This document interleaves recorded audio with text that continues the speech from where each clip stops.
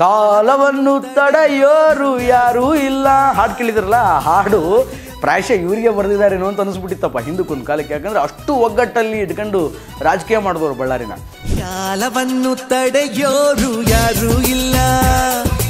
ಎರಡು ದೇಹ ಒಂದು ಆತ್ಮ ಅಂತಾರಲ್ಲ, ಆ ಒಂದು ನಿಟ್ಟಿನಲ್ಲಿ ರಾಜಕೀಯ ಮಾಡ್ಕೊಂಡು ಬಂದವರು ಇವರಿಬ್ಬರು.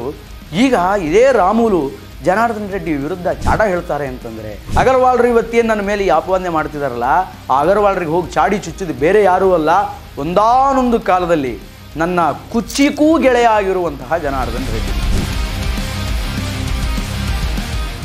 ಸೊ ಹಿಂಗೆ ಮಾತಾಡ್ತಾ ಅಗರ್ವಾಲ್ರವರು ರಾಮುಲು ಅವರಿಗೆ ಕ್ಲಾಸ್ ತಗೊಂಡ್ಬಿಟ್ರಪ್ಪ. ಒಂದು ರೀತಿಯಲ್ಲಿ ಸಂಡೂರು ಬೈ ಎಲೆಕ್ಷನ್ಸ್ನ ಸೋಲಿಗೆ ನೀವೇ ನೇರವಾಗಿ ಹೊಣೆ ಆಗ್ತೀರಿ. ಯಾವ ಕಾರಣದಿಂದ ಆ ಕ್ಯಾಂಡಿಡೇಟ್ ಸೋತಿದ್ದಾನೆ ಅನ್ನೋದು ನನಗೆ ಗೊತ್ತಿದೆ. ನೀವು ಹಿಂಗೆಲ್ಲ ಮಾತಾಡ್ತೀರಂದರೆ ಈ ಪಕ್ಷದಾಗ ನಾನು ಇರಂಗೇ ಇಲ್ಲ, ನಾನು ಪಕ್ಷ ಬಿಟ್ಟು ಹೋಗ್ತೀನಿ ಅಂತ ರಾಮುಲು ಅವರು ನಿನ್ನೆ ರೆಬಲ್ ಆಗಿಬಿಟ್ಟಿದ್ರು. ಸಮಾಧಾನ ಮಾಡ್ಕೊಳ್ಳಿ ರಾಮುಲು ಅವರೇ, ಕೂಲ್ ಡೌನ್ ಅಂತ ಹೇಳಿ ಅವರೊಂದು ಸಮಾಧಾನ ಮಾಡಿ ಕೂಡಿಸಿದ್ದಾರೆ. ಏನು ಹೆಂಗಿದ್ರು ಜನಾರ್ದನ್ ರೆಡ್ಡಿ ರಾಮುಲು ಇಬ್ಬರು ಬರ್ತಾ ಇದ್ದರೆ ಹಂಗೆ ಎಲ್ಲ ಸೈಡಿಗೆ ದಾರಿ ಬಿಡೋರು. ಅದ್ರ ಜೊತೆಗೆ ನಾನು ರಾಜಕೀಯವಾಗಿ ಬೆಳೆಯುವಂಥದ್ದು ಜನಾರ್ದನ್ ರೆಡ್ಡಿಗೆ ಇಷ್ಟ ಇಲ್ಲ. ಕರ್ನಾಟಕದ ಭಾರತೀಯ ಜನತಾ ಪಾರ್ಟಿಯಲ್ಲಿ ಬಣದ ರಾಜಕೀಯ ಬಹಳ ಜೋರಾಗಿ ಸಾಗ್ತಾ ಇದೆ. ಬಣದ ರಾಜಕೀಯಗಳ ಮಧ್ಯೆ ಪಾಪ ಕಾರ್ಯಕರ್ತರು ಬಡವರಾಗಿಬಿಟ್ಟಿದ್ದಾರೆ. ಏನು ಕೋರ್ ಕಮಿಟಿ ಮೀಟಿಂಗ್ ಅಂತಂದರೆ, ಆ ರಮೇಶ್ ಜಾರಕಿಹೊಳಿ ನೋಡಿದರೆ ಈ ವಿಜಯೇಂದ್ರ ಅವರಿಗೆ ಬಚ್ಚ ಅಂತ ಕರೀತಾರೆ. ರಮೇಶ್ ಜಾರಕಿಹೊಳಿ ಕರೆದಿದ್ದು ಸೂಪರ್ ಕರೆಕ್ಟಾಗಿದೆ ಅಂತ ಈ ಯತ್ನಾಳ್ರವರು ಹೇಳ್ತಾರೆ. ಈ ಬಿ ಜೆ ಪಿಯವರು ಆ ವಿರೋಧ ಪಕ್ಷದವ್ರನ್ನ ವಿರೋಧ ಮಾಡ್ರು ಅಂದರೆ ಇವ್ರ ಪಕ್ಷದ ನಾಯಕರನ್ನೇ ವಿರೋಧ ಮಾಡ್ತಿದ್ದಾರೆ.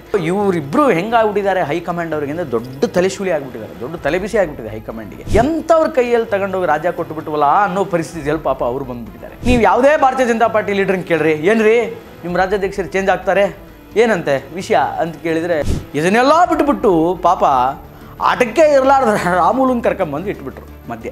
ಅಲ್ಲಿ ಸಿ ಎಮ್ ಚೇಂಜ್ ಮಾಡಬೇಕು, KPCC ಅಧ್ಯಕ್ಷರನ್ನ ಚೇಂಜ್ ಮಾಡಬೇಕಂತ ಅವರು ಅಂತಾರೆ. ಇಲ್ಲಿ ಇವರು ರಾಜ್ಯಾಧ್ಯಕ್ಷರನ್ನ ಚೇಂಜ್. ಏನು ಬರೀ ನೀವು ಆಟ ಆಡ್ಕೋದು ಕೂತಿದ್ದೀರಾ ಜನಗಳ ಜೊತೆ? ಜನಗಳಿಗೆ ಏನ್ರಿ ಮಾಡ್ತಿದ್ದೀರಾ ನೀವು ರಾಜಕಾರಣಿಗಳು? ಅಭಿವೃದ್ಧಿ ಕೆಲಸ ಏನಾಗ್ತಿದೆ ನಿಮ್ಮಿಂದ? ಏನೇ ಹೋಗಲಿ ರಾಮುಲು ಅಂತರೂ ಪಕ್ಷ ಬಿಡ್ತೀನಿ ಅಂತ ಹೇಳಿ ಬಾಂಬ್ ಹಾಕಿದ್ದಾರೆ. ಈ ರಾಮುಲು ಅವ್ರನ್ನ ಪಕ್ಷದಲ್ಲಿ ಉಳಿಸ್ಕೊಳ್ತಾರಾ ಇಲ್ವಾ ಅನ್ನೋದನ್ನು we have to wait and watch.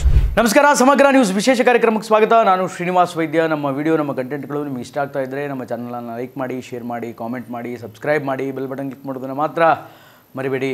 ಕರ್ನಾಟಕದ ಭಾರತೀಯ ಜನತಾ ಪಾರ್ಟಿಯಲ್ಲಿ ಬಣದ ರಾಜಕೀಯ ಬಹಳ ಜೋರಾಗಿ ಸಾಗ್ತಾ ಇದೆ. ಒಂದು ಕಡೆ ವಿಜಯೇಂದ್ರ ಅವರನ್ನು ರಾಜ್ಯಾಧ್ಯಕ್ಷ ಸ್ಥಾನದಿಂದ ಕೆಳಗಡೆ ಇಳಿಸಬೇಕು ಅಂತ ಯತ್ನಾಳ್ರವರ ಬಣ ಹೋರಾಟ ಮಾಡ್ತಾ ಇದೆ.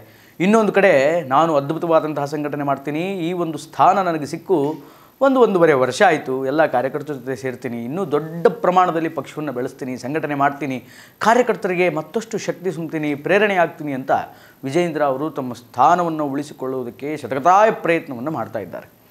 ಸರಿ, ವಾಟ್ ಎವರ್.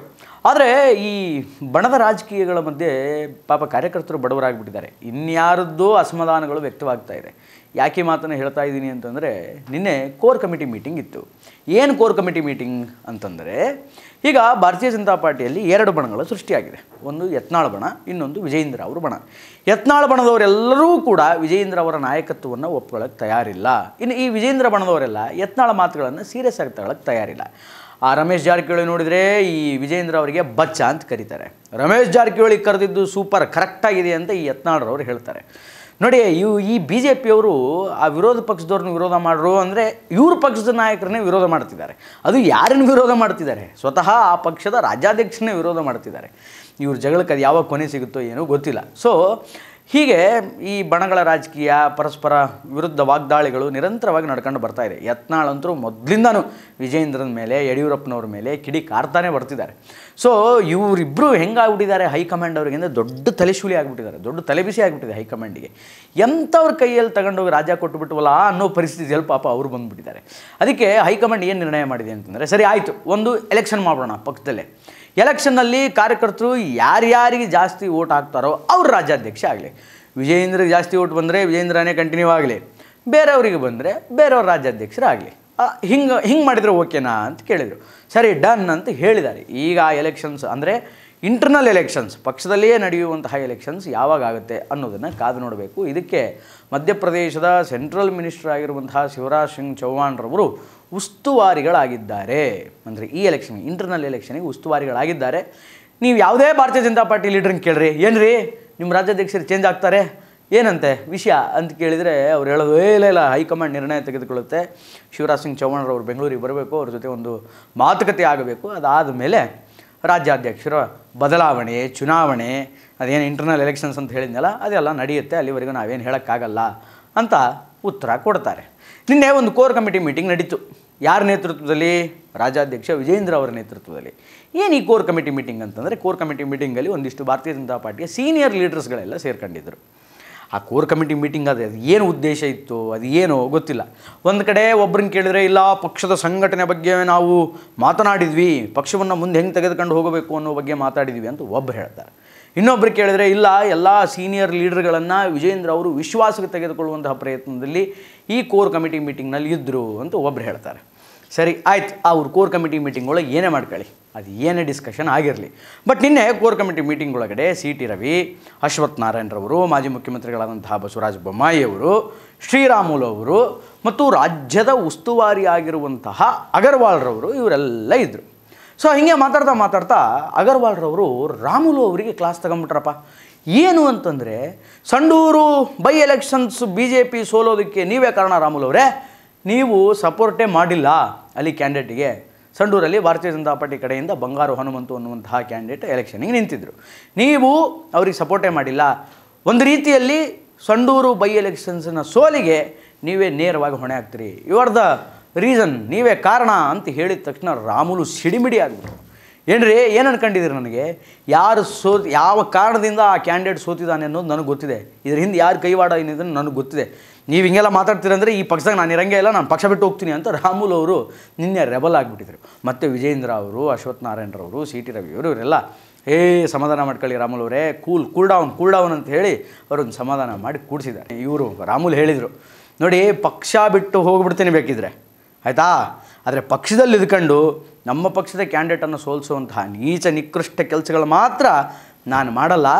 ನೀವೇನು ನನ್ನ ಮೇಲೆ ಆಪಾದನೆ ಹಾಕ್ತಿದ್ದೀರಲ್ಲ ಅದಕ್ಕೆ ಬೇಕಾದರೆ ನೀವು ತನಿಖೆ ಮಾಡಿರಿ, ಎಂಕ್ವೈರಿ ಮಾಡಿ, ನಾನೇ ಸೋಲಿಸಿದ್ದು ಅಂತ ಏನಾದರೂ ಖಾತ್ರಿ ಆದರೆ ನೀವೇನು ಹೇಳ್ತೀರಿ ಅದು ಮಾಡೋಕ್ಕೆ ನಾನು ರೆಡಿ ಅಂತ ಹೇಳಿ ನಿನ್ನೆ ರಾಮುಲು ಅವರು ಫುಲ್ ಖಡಕ್ಕಾಗಿ ಆನ್ಸರ್ ಕೊಟ್ಬಿಟ್ರು. ಸಿಕ್ಕಾಪಟ್ಟೆ ರೆಬಲ್ ಆಗ್ಬಿಟ್ಟಿದ್ರು ರಾಮುಲು ಅವರು. ಅದಾದಮೇಲೆ ಮುಂದುವರಿತಾ ರಾಮುಲು ಅವರು ಹೇಳಿದರು, ಅಗರ್ವಾಲ್ರು ಇವತ್ತೇನು ನನ್ನ ಮೇಲೆ ಈ ಆಪಾದನೆ ಮಾಡ್ತಿದ್ದಾರಲ್ಲ, ಆ ಅಗರ್ವಾಲ್ರಿಗೆ ಹೋಗಿ ಚಾಡಿ ಚುಚ್ಚಿದ್ದು ಬೇರೆ ಯಾರೂ ಅಲ್ಲ, ಒಂದಾನೊಂದು ಕಾಲದಲ್ಲಿ ನನ್ನ ಕುಚ್ಚಿಕೂ ಗೆಳೆಯ ಆಗಿರುವಂತಹ ಜನಾರ್ದನ್ ರೆಡ್ಡಿ. ಏನು ಹೆಂಗಿದ್ರು ಜನಾರ್ದನ್ ರೆಡ್ಡಿ ರಾಮುಲು ಇಬ್ಬರು ಬರ್ತಾ ಇದ್ದರೆ ಹಂಗೆ ಎಲ್ಲ ಸೈಡಿಗೆ ದಾರಿ ಬಿಡೋರು. ಎದುರು ಬರೋ ಗಂಡು ಮಗನೇ ಇರಲಿಲ್ಲ ಬಳ್ಳಾರಿಯಲ್ಲಿ.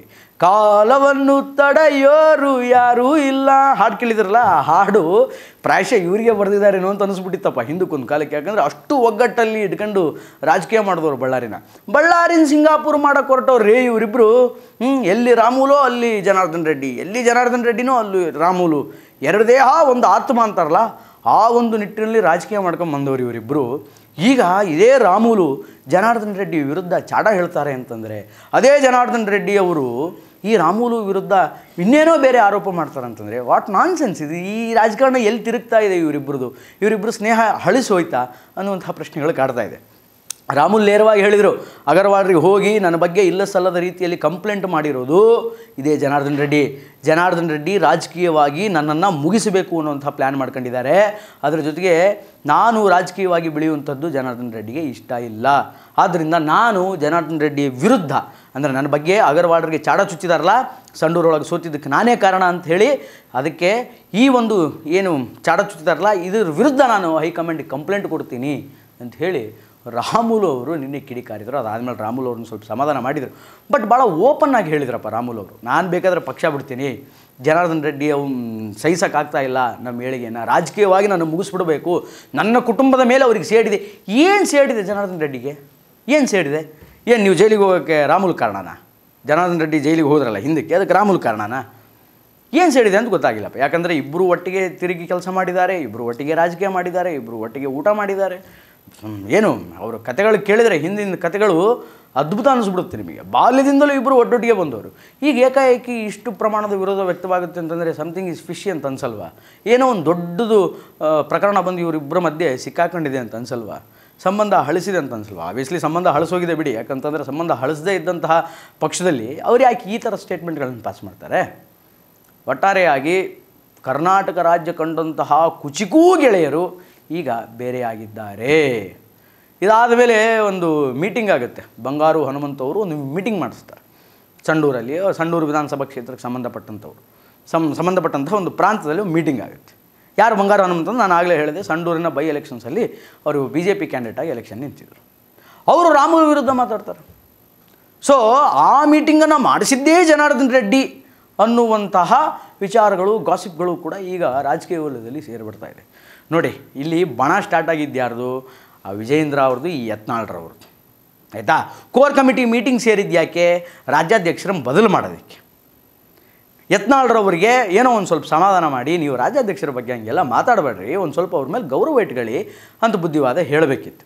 ಅಲ್ಲ, ಕೋರ್ ಕಮಿಟಿ ಮೀಟಿಂಗ್ ಅಯ್ಯಪ್ಪ ಬಂದೇ ಇರಲಿಲ್ಲ ಯತ್ನಾಳ್, ಅದು ಬೇರೆ ವಿಚಾರ.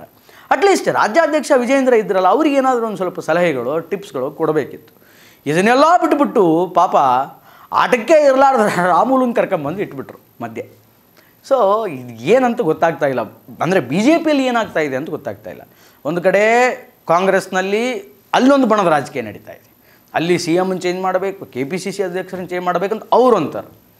ಇಲ್ಲಿ ಇವರು ರಾಜ್ಯಾಧ್ಯಕ್ಷರನ್ನು ಚೇಂಜ್. ಏನು ಬರೀ ನೀವು ಆಟ ಆಡ್ಕೋದು ಕೂತಿದ್ದೀರಾ ಜನಗಳ ಜೊತೆ? ಜನಗಳಿಗೆ ಏನ್ರಿ ಮಾಡ್ತಿದ್ದೀರಾ ನೀವು ರಾಜಕಾರಣಿಗಳು? ಅಭಿವೃದ್ಧಿ ಕೆಲಸ ಏನಾಗ್ತಿದೆ ನಿಮ್ಮಿಂದ? BJPಯಲ್ಲೂ MLAಗಳಿದ್ದಾರೆ, ಕಾಂಗ್ರೆಸ್ಸಲ್ಲೂ ಕಾಂಗ್ರೆಸ್ ಅಧಿಕಾರದಲ್ಲಿದೆ, ನಿಜ ಒಪ್ಕೊಳ್ಳೋಣ. ಬಟ್ ಭಾರತೀಯ ಜನತಾ ಪಾರ್ಟಿಯಲ್ಲಿಯೂ ಕೂಡ ಒಂದಿಷ್ಟು ಜನ ಕಳಿಸಿದಾರೆ ತಾನೆ. ನೀವು ಗೆದ್ದವ್ರು ಏನು ಮಾಡ್ತಿದ್ದೀರಿ? ನೀವು ಪಕ್ಷದ ಸಂಘಟನೆ ಮಾಡೋಕ್ಕೆ ನಿಮ್ಮನ್ನು ಗೆಲ್ಲಿಸಿದಾರ ಜನ? ಅದಕ್ಕೆ ನಿಮಗೆ ಓಟ್ ಹಾಕಿದ್ದು? ನಿಮಗೆ ಓಟ್ ಹಾಕಿದ್ದು ಸರ್ಕಾರದ ಕಡೆಯಿಂದ ದುಡ್ಡು ಇಸ್ಕೊಂಬಂದು, ಅನುದಾನ ತೆಗೆದುಕೊಂಡು ಬಂದು ಇಲ್ಲಿ ಮಾಡಿ, ಕೆಲಸ ಮಾಡಿ, ಜನಗಳಿಗೆ ಅನುಕೂಲ ಮಾಡಿ, ನಿಮ್ಮ ಕ್ಷೇತ್ರದ ಅಭಿವೃದ್ಧಿ ಮಾಡಿ ಅಂತ. ನೀವು ಅದು ಬಿಟ್ಟುಬಿಟ್ಟು ನಿಮ್ಮ ಸಂಘಟನಾತ್ಮಕ ಕೆಲಸಗಳಿಗೆ ಏನು ಜನಗಳನ್ನು ಬಳಸ್ಕೊಳ್ತಾ ಇದ್ದೀರಾ? What non sense. ಹಾಂ, ಏನೇ ಹೋಗಲಿ, ರಾಮುಲು ಅಂತರೂ ಪಕ್ಷ ಬಿಡ್ತೀನಿ ಅಂತ ಹೇಳಿ ಬಾಂಬ್ ಹಾಕಿದ್ದಾರೆ.